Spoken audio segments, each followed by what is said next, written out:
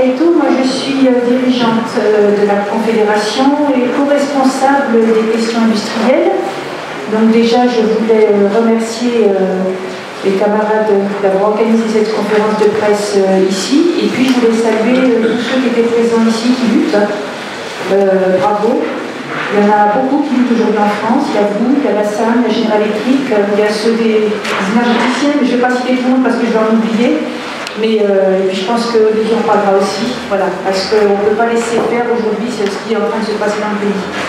Donc au niveau de la CGT, la Confédération CGT, on a décidé de réimpulser la campagne industrie qu'on menait déjà depuis plusieurs années.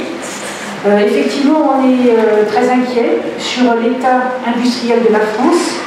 Il faut savoir qu'en une cinquantaine d'années, la France s'est dramatiquement désindustrialisée, puisque le poids de l'industrie dans le PIB a été divisé par deux. On est passé de 24% à 12%, on a perdu 2 millions d'emplois.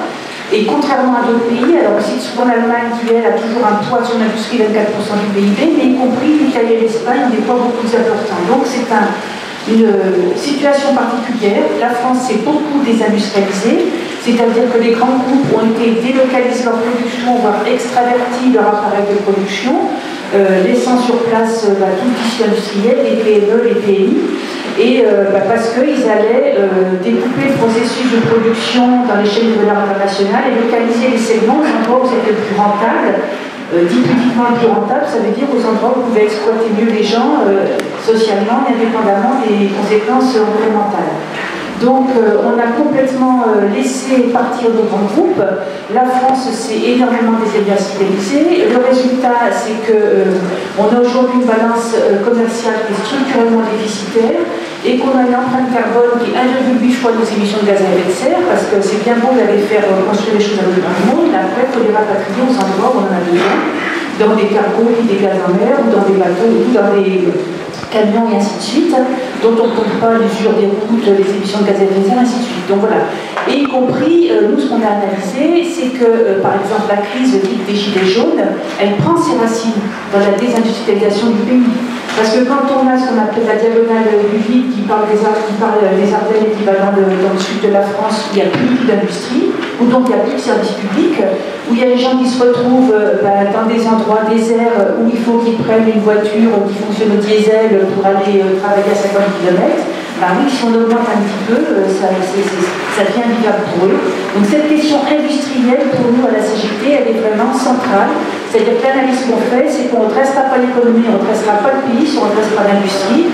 Et je pense qu'aujourd'hui, malgré les beaux messages que nous a fait passer le gouvernement, on est loin de là et qu'on va avoir des nouvelles très très douloureux. En effet, la crise du Covid a mis en évidence notre forte dépendance industrielle et notre, justement, manque de souveraineté en la matière, y compris, vous voyez, on n'est même plus capable de produire du doliprane, comme du paracétamol. On a été incapable de produire des masques, incapable de produire des tests, incapable de produire des vaccins. On est quand même le pays de Pasteur. L'Institut Pasteur a acheté l'éponge sur le vaccin, pas parce qu'on ne finance pas la recherche. Depuis des années en France, on est à la traîne, alors qu'on sait que la recherche, c'est elle qui va construire les emplois de demain. Donc oui, le pays, aujourd'hui, l'Institut Pasteur a jeté l'éponge sur le vaccin. Donc on est un des grands pays industrialisés qui ne sera pas capable de produire son vaccin. Sauf peut-être Sanofi en 2022, on verra.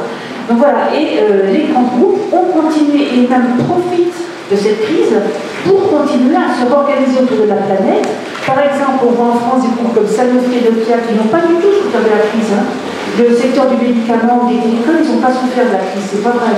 Eh bien, ils continuent à avoir des plans de licenciement, j'appelle pas ça les PSE, mais des plans de licenciement de 1000, 1200 ingénieurs, chercheurs, comme si on n'avait pas besoin de chercher dans le domaine du médicament, de chercher dans le domaine des télécoms, et ainsi de suite. Et donc les plans continuent avec des aides gouvernementales qui sont données sans conditionnalité. C'est pour ça que la CGT, elle dit des aides, pourquoi pas, avec des conditionnalités sociales et environnementales, et qu'on puisse vérifier, avoir un contrôle citoyen de ce qui se passe et de remboursement. Je vous donne un exemple. Récemment, le gouvernement il a donné 18 millions pour le fonds du Poitou, qui ont été versés sur un compte qui a été transféré directement sur une banque en Allemagne. La banque a fait non, c'est pas tous ces 18 millions. C'est un détail, on peut faire des choses avec 18 millions. Je pense qu'ici, ça vous arrangerait bien d'avoir 18 millions pour la centrale de Gardanne.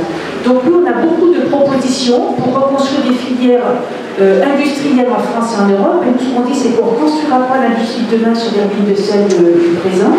Donc reconstruire des filières stratégiques en France et en Europe, reprendre la main sur notre outil de production, avec des véritables nationalisations, des appropriations sociales, développer une économie plus respectueuse de l'environnement, c'est-à-dire avec une économie beaucoup plus circulaire, où on produit des objets qui sont durables, qui sont réparables, avec des emplois qui sont qualifiés, bien formés, et bien évidemment, il y a une question qui est centrale là-dedans, c'est la place des salariés et du travail. Parce que qui mieux est mieux placé que les salariés pour dire ce qu'ils peuvent produire, comment ils peuvent le produire, c'est-à-dire c'est la question du travail, de son organisation, de son sens de sa finalité. Et c'est pour ça qu'un projet comme le projet Verdane est vraiment en plein dans la stratégie de réindustrialisation de la CGT. Et d'ailleurs, c'est le premier projet de cette, le premier endroit où on se déplace pour cette campagne industrielle qu'on a relancée, parce que ce projet qui est construit par les salariés et qui sont les mieux à même de dire ce dont on a besoin ici en termes de production, parce que l'énergie et l'électricité vont être des filières industrielles très importantes si on veut réindustrialiser le pays, y compris réindustrialiser le pays en prenant en compte les enjeux sociaux et environnementaux.